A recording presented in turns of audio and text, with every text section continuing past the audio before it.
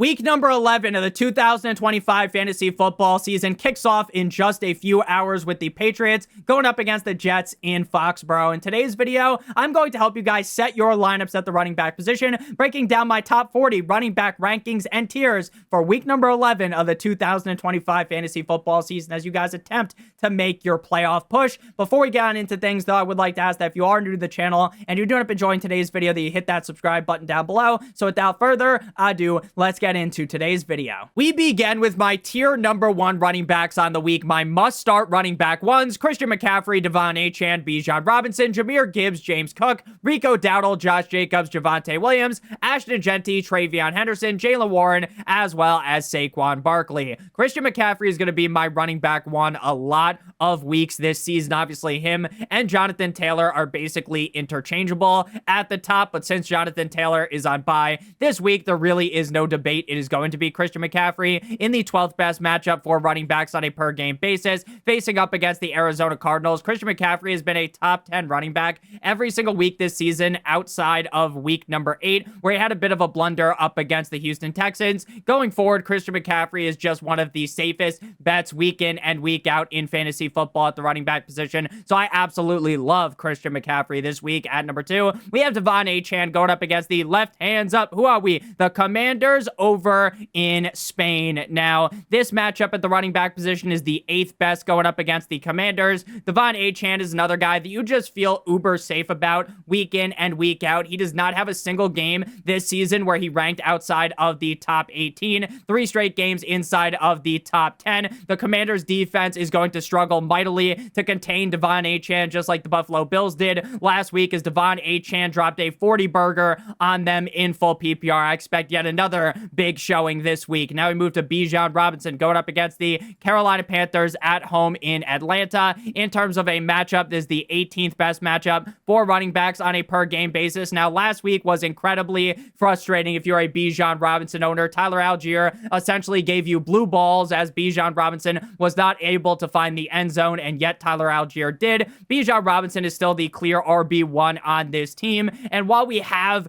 been annoyed twice this season with 2 games outside of the top 12, every single other game this season, he has been a top 12 running back. So one small slip up here is not going to make me worried about a guy who I believe is one of, if not the most talented running backs in the NFL. Then we got Jahmyr Gibbs going up against the Philadelphia Eagles in Philadelphia in terms of a matchup. This is the 11th best matchup for running backs on a per game basis. Jahmyr Gibbs just blew the back out of the Washington Commanders last week, scoring not 1, not 2, but 3 touchdowns in that game with over 160 all-purpose yards as the running back number 3. Jahmyr Gibbs has been uber consistent this season as well. So in a great matchup up against the Eagles, you are going to feel very confident about him. Then we got James Cook going up against the Tampa Bay Buccaneers at home in Buffalo. Now, James Cook was a guy that everyone and their mother was given the Gawk Gawk 9000 special to last week going up against the Miami Dolphins, myself included, right? The Dolphins matchup is incredible. Chef's kiss, magnifique for running backs. But we did see Bijan Robinson get locked up and they threw away the key. And then last week, the exact same thing happened to James Cook. When the offense is not able to run through James Cook, the offense crashes and burns. This is the 10th best matchup for running backs on a per game basis. So while last week maybe made you guys pull your hair out with so much disappointment out of James Cook, this is a guy that could easily bounce back and be the RB number 1 in this matchup. Now you might just get hit with the Rico Dowdle, who is currently listed as questionable, was limited in practice on Thursday with a quad injury. I would personally be shocked if Rico Dowdle was not able to go. Ever since the team handed over the keys to Rico Dowdle, he has just become one of the safest bets to make at the running back position in all of fantasy football. Now this week, going up against a Falcons defense that allows the 4th most points to running backs on a per game basis, you definitely want to hop back on the Rico Dowdle bandwagon. Last week was his worst game of the season, where he was the lead back on the team, and he was the RB14 and scored a touchdown, which just goes to show you how fucking great this guy was for the other 3 starts, where he's the RB1, 2, and 2 this week in a high-end matchup up against the Falcons. I expect Rico Dowdle to get dirty. At number 7, we got Josh Jacobs going up against the New York Football Giants in MetLife, the second best matchup for running backs on a per-game basis. So even though the Eagles and the Green Bay Packers played one of the biggest snooze fests of the season on Monday Night Football a couple of days ago, this week, Josh Jacobs was still able to go 21 carries for 74 yards, 5 receptions on 6 targets for 33 yards, as well as 1 total touchdown. He has now scored at least 1 touchdown in 6 straight games on the season. In 9 games, the man has scored 11 touchdowns. Once Josh Jacobs gets going, he is a train that cannot be stopped. So in such an elite matchup up against the Giants defense, I expect Josh Jacobs to feast. Now we got Javonte Williams going up against the Las Vegas Raiders in Viva Las Vegas on Monday Night Football. Now, Javonte Williams slipped on a banana peel prior to the bye week up against the Arizona Cardinals. Dak Prescott and that offense were relatively limp dick in that game, so he was the RB31. But Javonte Williams has been a guy that all season long you can depend on. He was a very dependable running back game in and game out, so having a down game up against the Arizona Cardinals is not something that would make me full-on panic, especially since this is the 17th best matchup for running back, so I would expect Javonte Williams to go back to his old ways and have a big game. Then we got Ashton Jeanty going up against the Dallas Cowboys on Monday night. Now, Ashton Jeanty, deep down, definitely is a guy that you feel a little bit nervous about, and not because of the skill set of Ashton Jeanty or anything, because when you watch the games and Ashton Jeanty is able to actually get blocking from the offensive line, this is a guy that you could see sending all 11 defenders directly to Middle Earth and just walking directly into the end zone. That is how much of a beast Ashton Jeanty is. But when you have Geno Smith as the commander of this offense, things don't always go so swimmingly. But if there ever was a matchup for all of the things to go right, the yin and the yang to connect, the fucking moonbeam to be shining correctly, it would be up against the Dallas Cowboys, who are the 5th best matchup for running backs. Back-to-back games with a touchdown for Ashton Jeanty coming out the bye. Back-to-back games with 15-plus points against the Dallas Cowboys. Again, a wet dream matchup. You gotta love Ashton Jeanty. At number 10, we got Travion Henderson going up against the New York Jumbo Jets. Now, until Ramondre Stevenson returns, it is Travion Henderson season. It is all brakes, no gas. All brakes, no gas, right? That makes sense. All gas, no fucking brakes for Travion Henderson going up against a New York Jumbo Jets defense that allows the 14th most points to running backs on a per game basis. Last week, when the team gave the man the keys, he was on fire. He was fantastic. 14 carries for 147 yards, 1 target, 1 reception, 3 yards, 2 total touchdowns as the RB number 4. If the team pushes him to be the clear lead back again, they already said he's going to get a big load. Pause. That is the correct saying out of head coach Mike Vrabel's mouth. I expect fireworks this week, like it's the fucking 4th of July tonight up against the Jets. Then we got Jaylen Warren going up against the Cincinnati Bengals. Now, Jaylen Warren's been a guy that's just a reliable mid-range to high-end running back too, right? Not a guy that we typically rank inside of the top 12, but in a matchup like this up against the Bengals that are the best matchup for running backs on a per game basis by a wide margin, right? They allow 30.8 points per game. The number 2 defense, the Giants, the second best matchup is 24.5. So over 5 fantasy points better if you get to go up against the Cincinnati Bengals, the type of game that is going to leave a guy like Jaylen Warren to get a ton of opportunities, regardless of how much you believe in the Pittsburgh Steelers offense as a whole. Last time these two teams played, he had 16 carries for 127 yards, 4 receptions on 5 targets for 31 yards as the RB number 7 in week number 7. So I expect big things out of Warren this week. And then we got Saquon Barkley. Now, Saquon Barkley is just a guy that I'd find tough to rank outside the top 12. I understand that this has not been the most ideal season for Saquon Barkley, averaging just 3.9 yards per carry, but even when Saquon Barkley goes bust and has a bad game, it typically isn't all that bad like last week up against the Packers in that certified snooze fest garbage game. He has 22 carries for 60 yards, 3 receptions on 3 targets for 41 yards as the RB number 20, scoring 13 PPR points. So in a matchup up against the Detroit Lions that, sure, is not the most ideal on paper. It is the third worst matchup for running backs on a per game basis. I just don't think you're sitting Saquon Barkley, even if he's going up against the toughest matchup in the National Football League for running backs. Now we move into tier number 2, which is going to be the high-end RB2s. You can definitely make some debate on if these guys should be inside of the top 12. I love all these guys. We got Kyren Williams, DeAndre Swift, as well as Chase Brown. Before we break down the rest of the running backs in today's video, though, I would like to give you guys a quick word for our friends and our partner over at Underdog. If you're brand new to Underdog and sign up using promo code Notorious or by clicking on the link in the video description, you will get a free pick plus a first-time deposit offer of up to $1,000 in bonus funds, as well as if you play $5 in the pick'em, you receive an additional $100 in bonus funds or in bonus entries. How does the pick'em work? It's incredibly simple. You make at least 2 picks on the higher or the lower for the players. If those picks hit, you get paid. If you do multiple other picks, then the payout will be higher, but all of the picks need to hit. Make sure you guys do check that out. Promo code Notorious or by clicking on the link in the video description. Now, Kyren Williams is attached to an offense that is lethal. The LA Rams might have the best offense in the NFL. Matthew Stafford has been cooking like the rat in Ratatouille, and I believe very strongly that regardless of the matchup for Stafford, regardless of the matchup for Kyren Williams, this is an offense that is going to be knocking on the door a ton to give Kyren Williams red zone opportunities. I understand that this is not a mouth-watering matchup. It's the 25th best matchup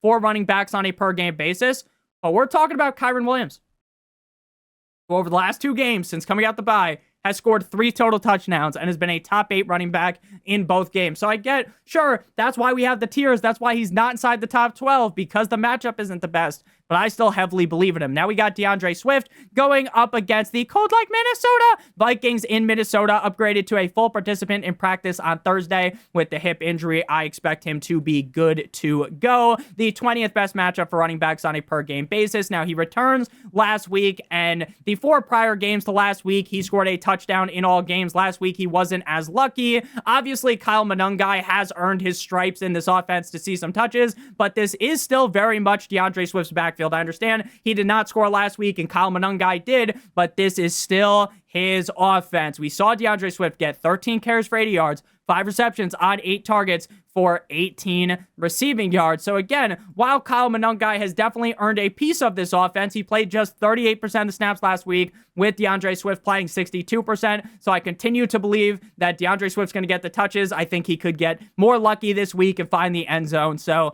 I still feel very confident in him. Then we got Chase Brown going up against the Pittsburgh Steelers prior to the bye. Back-to-back finishes as a top 6 running back for Chase Brown. Joe Flacco just has this offense looking so much better. Eventually, Joe Burrow allegedly may return. We'll see how plausible that is, because if the team keeps losing games, then Joe Burrow might just get iced out, because why the fuck would you force him to return if the season has already gone kind of tits up? That's kind of just my opinion on things. Facing up against the Pittsburgh Steelers is the 24th best matchup for running backs. Last time these 2 teams played, he was the RB19. So we're kind of just going off, hey, he's going to keep building on what he's been doing, and maybe he sees a redonkulous amount of targets like he did in his last game out with 14. I definitely would not expect that, but if he can get like 5+ targets, there's no reason why he couldn't be a RB1 this week. Then we got the tier number 3, which is going to be the mid-range RB2s with Travis Etienne, Quinshon Judkins, Ron Jones, and Breece Hall. Travis Etienne has been a top 13 running back in back-to-back games. Now, trusting the Jaguars offense as a whole is definitely something that I don't want to be doing. I don't really want to be putting all of my eggs into the basket of the Jaguars offense, as Trevor Lawrence has looked incredibly spotty this season. But at the end of the day, Travis Etienne starts off the season very strong in the first 4 games. Then he kind of cools off from weeks 5 through 7. And then recently he started to pick things up. So while this definitely is not the poster matchup, the best running back matchup for running backs, up against the Chargers. It's the 19th best matchup.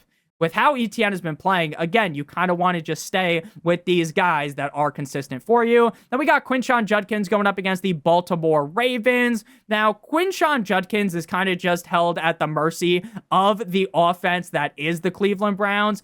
If the Cleveland Browns offense was just slightly better, I'm not asking for the best offense in the world. If they were just slightly better, I think Judkins would be like a top 8 running back week in and week out. He still does not really get the full amount of snaps that I think he deserves. He only saw 52% of the snaps last week, but still had 22 carries for 75 yards, 2 receptions on 3 targets for 10 yards. The matchup here up against the Ravens is incredible on paper, the 7th best matchup. Though I will note that the Ravens defense has definitely got a lot better as of recently. So this is the kind of game, though, where the game script might go very wrong for Judkins, but if they're able to keep things close, at least early on, I think Judkins should be good enough to finish as a mid-range RB2. Then we got Aaron Jones going up against the Chicago Bears. He is currently questionable, limited in practice on Wednesday. We still do not have Thursday's practice report with the shoulder and toe injury. Has played, though, over the last 2 weeks. He's the clear lead back on this team. They want him to be that. Even with Jordan the Numbers Mason, what do they mean playing pretty decently? They want to give the keys to the backfield to Aaron Jones. Going up against the Chicago Bears has been a matchup that some running backs have really had some great success up against this season. The 15th best matchup for running backs on a per game basis, RB12 last week. If they could just give him a couple more carries, then I think you're going to end up feeling a lot better about Aaron Jones going forward. You might even rank him higher than this. Then we got Breece Hall going up against the Patriots. Now, going up against the Patriots defense is the 2nd worst matchup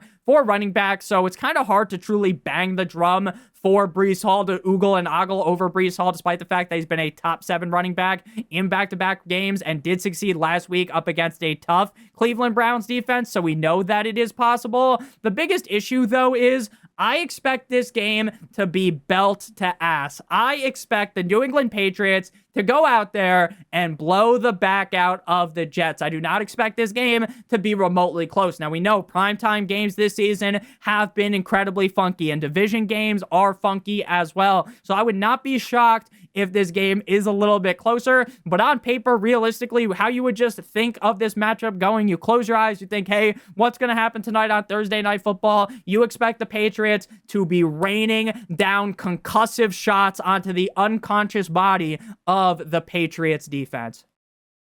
I mean, of the Jets defense, right? Breece Hall, though, very consistent running back this season when the team is playing okay. So as long as they just keep feeding Breece Hall, he should be fine. Now we move to tier number 4, which is the lower end RB2s. Now, technically, we're going to running back 26. So technically, some of these guys are technically RB3s, but this is really the last range where you feel very confident in your running backs. Very confident might be a little bit of a stretch, but you feel at least confident enough in these running backs. I'm not saying that you're ranking these guys super highly, but at least there's no pit in your stomach when you have to throw some of these guys into your lineup, whereas the further down you get in the rankings, it starts to get incredibly gross. So we start off here with Woody Marks, Rashad White, Derrick Henry, Kareem Hunt, RJ Harvey, and Kamani Vidal. Woody Marks has been very good over the last 4 games. The biggest issue is we saw it in week number 9 up against the Denver Broncos, right? When it goes wrong for Woody Marks, it isn't just okay, where he scores you 10 fantasy points. It's like, all right, we can just...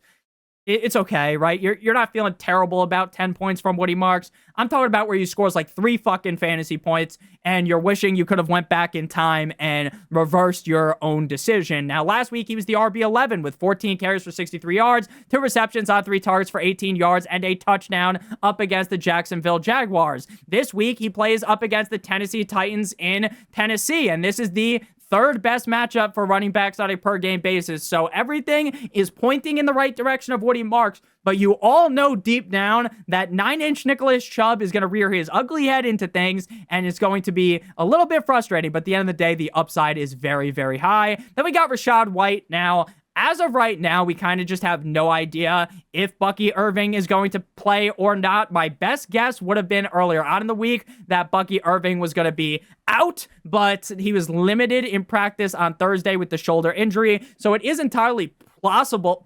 It is entirely plausible. It is entirely possible that he does end up suiting up in this game up against the Buffalo Bills in Buffalo. Now, the Bills are a great matchup for running backs. They're the sixth best matchup for running backs on a per game basis. We just saw Devon Achane run a train on them. So if Rachaad White is in, he would be the lead back. I get things haven't gone the best for him, but this is kind of the best matchup that he's had recently for him to get back on the saddle and finish as at least a top 24 running back. Now, if Bucky Irving is in, I definitely think we could see him more limited, but he would just be a high-end running back too, strictly because you didn't wait all fucking season for Bucky Irving to come back just to sit him in a great matchup like this up against the Buffalo Bills. Then we got Derrick Henry going up against the Cleveland Browns in Cleveland. Now, last time these two teams played, Derrick Henry was on the struggle bus. He was actually the conductor of the struggle train. He scored 2 fucking fantasy points in a game where the Baltimore Ravens put the Cleveland Browns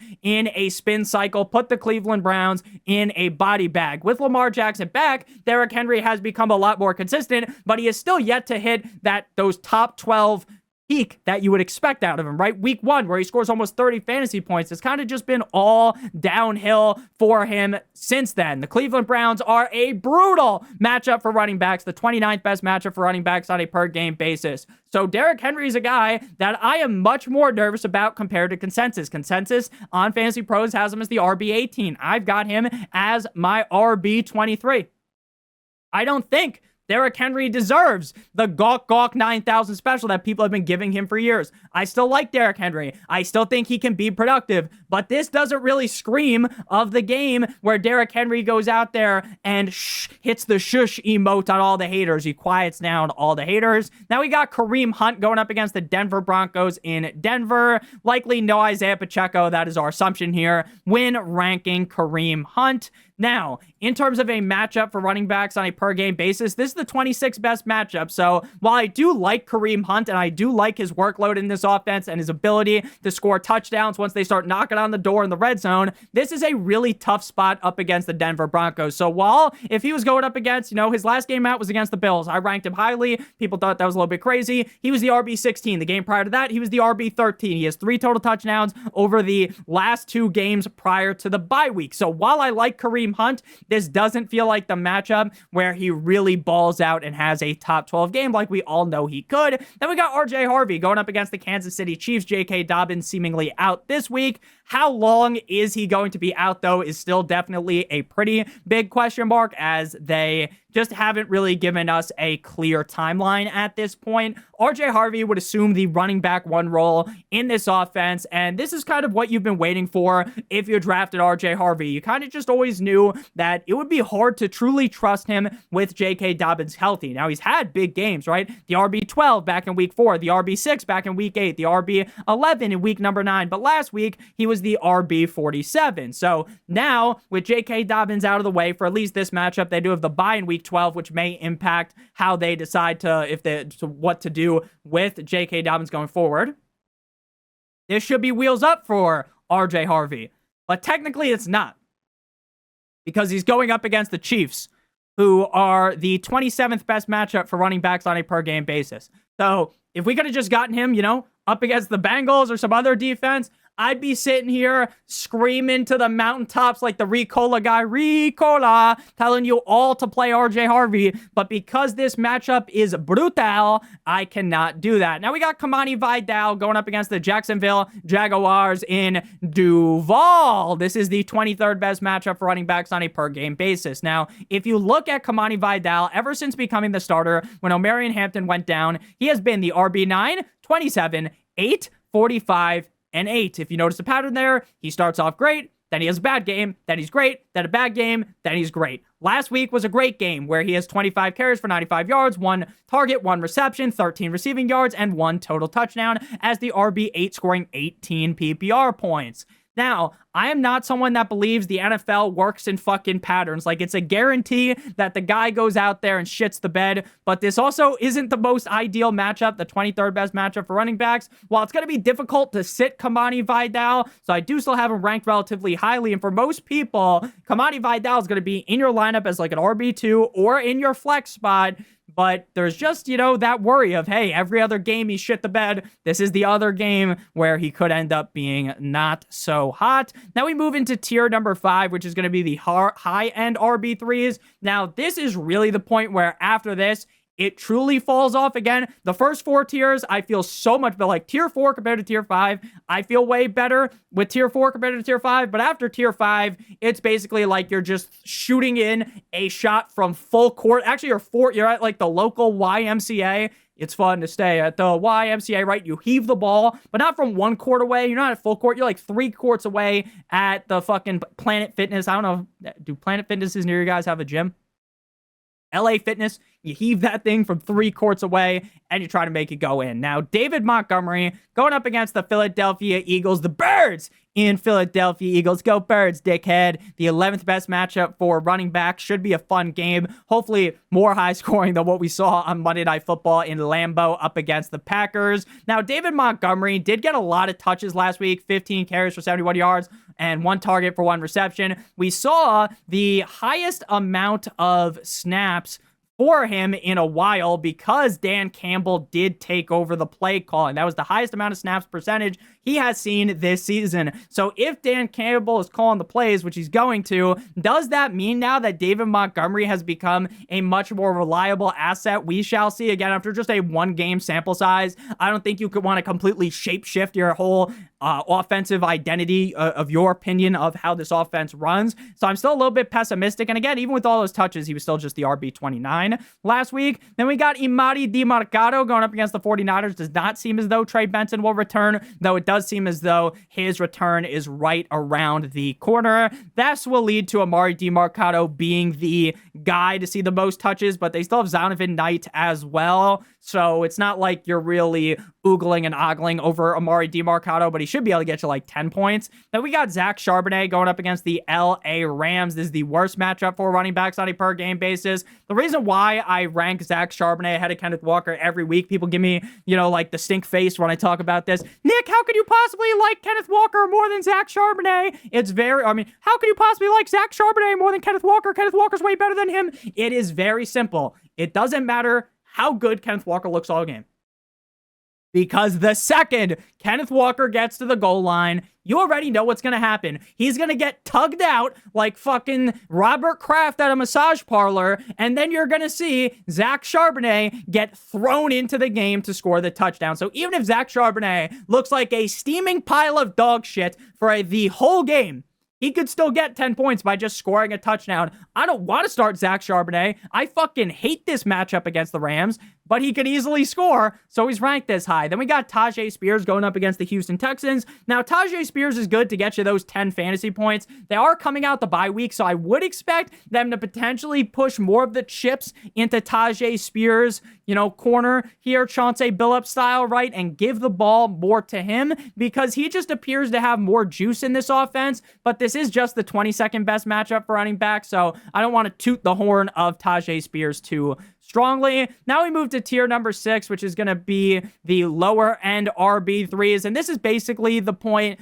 where it's like everything is just fucked. Tyrone Tracy, Tony Pollard, Kenneth Walker, Kyle Monangai. Tyrone Tracy should be the lead back up against the Green Bay Packers, but how much does that matter when you're going up against the 28th best matchup for running backs on a per game basis? Now, hopefully Jameis Winston's able to keep this game close, but if it's a blowout, then Tyrone Tracy's going to really screw the pooch for you. Then we got Tony Pollard again, rough matchup, but he should see at least 12-ish touches in this game, which should be fine enough to finish in this range. Then we got Kenneth Walker going up against the Rams, again, brutal matchup. matchup, has 0 touchdown upside, hasn't scored since week number 3. So while I do think Kenneth Walker is very talented, averaging 4.5 yards per carry, if I don't see any touchdown upside, I'm not going to rank you higher than this. Then we got Kyle Monangai going up against the cold like Minnesota Vikings in Minnesota in the 20th best matchup for running backs. Now, Kyle Monangai last week, again, he scored a touchdown, but 7 carries for 28 yards, 1 target, 0 receptions, and the touchdown, right? The touchdown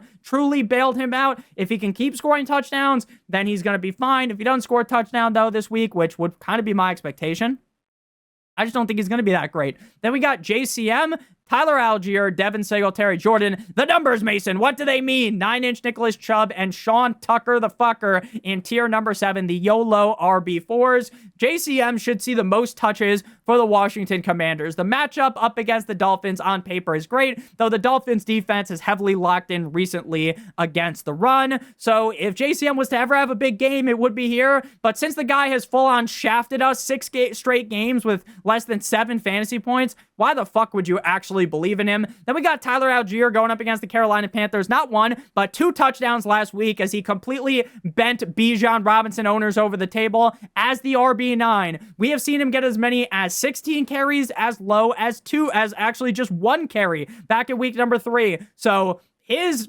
ceiling might legitimately be the moon, but his floor is in the basement. Then we move to Jordan. Oh, no, we moved to Devin Singletary, then Jordan Mason. Devin Singletary has been sneaky okay with even Tyrone Tracy getting the ball more.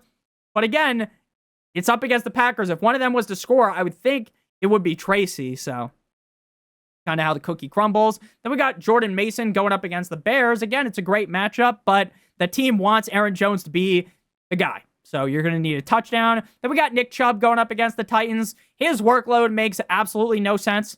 Another guy where if he out-touched Woody Marks by like 8 touches, it wouldn't shock me at all. If he has 5 carries and 2 targets this week, it wouldn't surprise me at all either. He hasn't scored more than 10 points since week number 5. Final guy here, Sean Tucker. Again, this is assuming that Bucky Irving is out. Great matchup for Sean Tucker. Has been a top 40 running back in back-to-back games. A guy that can steal a touchdown away from Rachaad White. So thank you guys all so much for watching. If you did end up enjoying today's video, make sure you guys hit that subscribe button like it owes you some money. Leave a like on today's video. It would help me out a ton. If you want to follow me on Twitter or X, please do so at NotoriousFantasy. Love you guys a long time. Check out one of the videos on the screen if you haven't seen it already. And check out the stream tonight, 7 p.m. Eastern Standard Time, for my breakdown of Thursday Night Football, answering all of your guys' questions. Love you so much. Have a great one. As always, good boy.